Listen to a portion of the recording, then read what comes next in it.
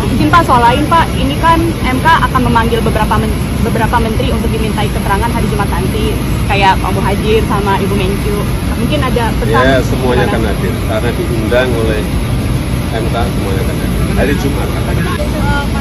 Yang menerangkan apa yang sudah dilakukan masing-masing menteri. Kalau Bu Menteri Keuangan misalnya mengenai anggaran seperti apa, nanti akan dijelaskan semuanya lah. Ditunggu aja hari Jumat. Ya. Mana Pak? Anggaran ada di Indonesia. Ketua Umum. Ketua PDIP. Bukan Golkar. Pak Hasto bilangnya Pak Jokowi Ketua Umum PDIP katanya. Katanya mau ngerebut Golkar, katanya mau ngerebut lain. Semua mau direbutin semua. Berarti Pak membantah ya Pak? Jangan seperti itu, jangan seperti itu. JKN gitu Pak. Nanti dilihat di PP yang baru, kelihatan semuanya. Tapi ada komitmen. Ditunggu saja PP-nya. Indonesia mengatakan masih ada kurang bayar, Pak. Pupuk Indonesia mengatakan masih ada kurang bayar, Pak. Ya, kurang bayar karena kalau sudah diaudit, rampung ya pasti dibayar. Kamu harus ngerti mekanisme itu. Ya, langsung tagih bayar. Ada penagihan pasti diaudit dulu, baru selesai, baru dibayar.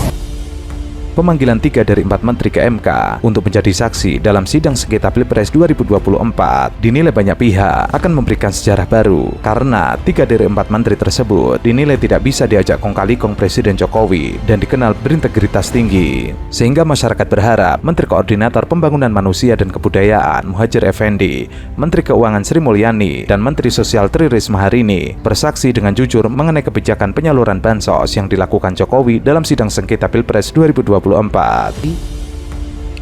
Yang pertama yang perlu didengar oleh Mahkamah adalah Saudara Muhadjir Effendi, Menteri Koordinator Bidang Pembangunan Manusia dan Kebudayaan Republik Indonesia. Kemudian yang kedua, Bapak Airlangga Hartarto, Menteri Koordinator Bidang Perekonomian. 3, Ibu Sri Mulyani Indrawati, Menteri Keuangan. 4, Ibu Tri Risma hari ini,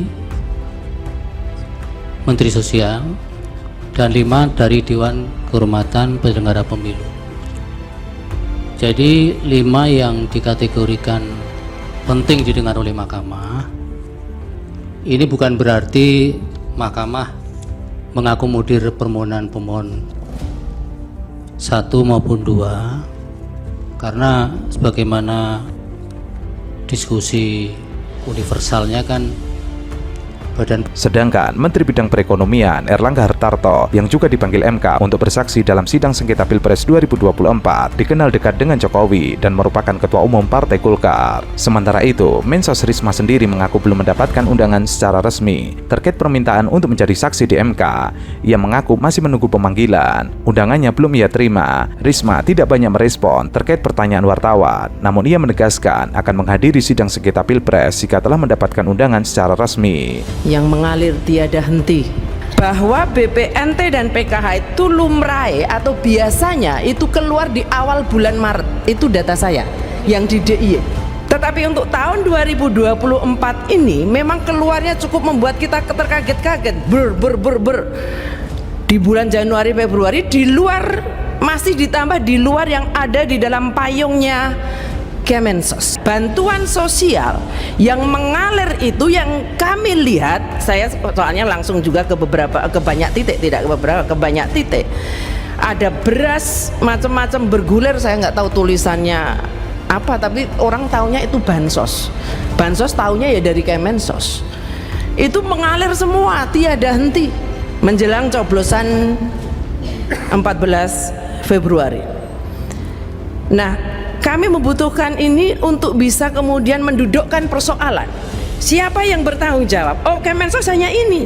Di luar ini tidak Kemensos. Ini yang kami harus paham. Risma juga pernah mengatakan terkait bansos. Menurutnya, bahwa ada perlindungan sosial di Kemensos yang memiliki total anggaran sebesar 78 triliun rupiah. Ia mengaku tidak mengetahui ada perlindungan sosial sebesar 497 triliun. Di tempatnya hanya 78 triliun. Ia mengaku tidak berhak bicara. Risma menegaskan bahwa penerima bansos dari Kemensos telah sesuai dengan data yang ada. Namun, jika terhadap ketidaksesuaian penerima penerima bansos memiliki hak untuk mengusulkan sanggah. Pos, tapi kan harus bayar masalahnya.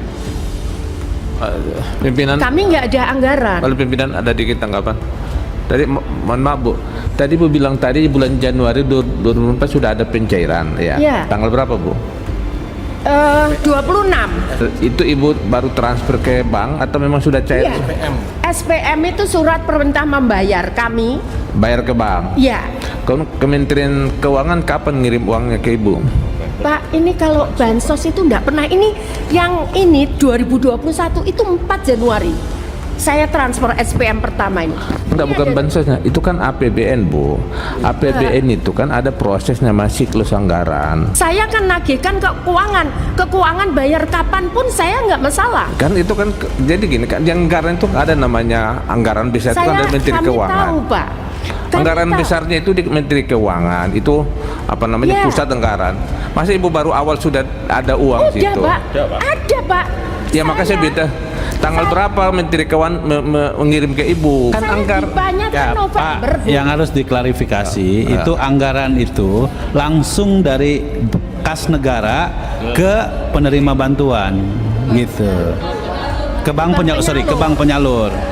Bank penyalur langsung, jadi tidak melalui Jadi enggak, Kemensos. kami gang uang besar itu seperti akuarium, ikan dalam, kita bisa lihat nggak bisa pegang.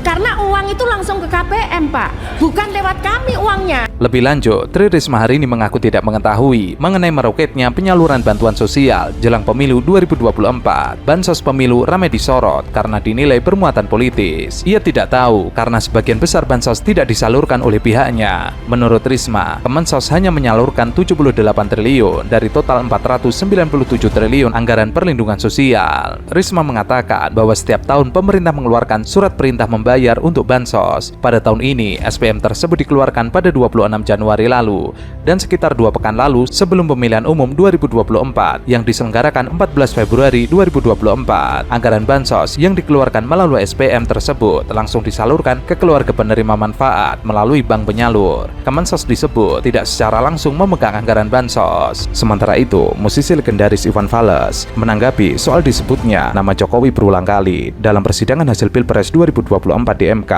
Menurut Iwan Fals, sebaiknya MK memanggil Presiden Jokowi sebagai saksi dalam sengketa Pilpres 2024 agar masalah ini menjadi jernih. Karena Jokowi bolak-balik disebut namanya, kayaknya MK perlu memanggil beliau di sidang sengketa pemilu tersebut supaya jelas terang benderang, jernih tidak keruh. Sejumlah netizen pun setuju dengan usul Iwan Fals mengenai pemanggilan Presiden Jokowi sebagai saksi di sidang sengketa Pilpres 2024.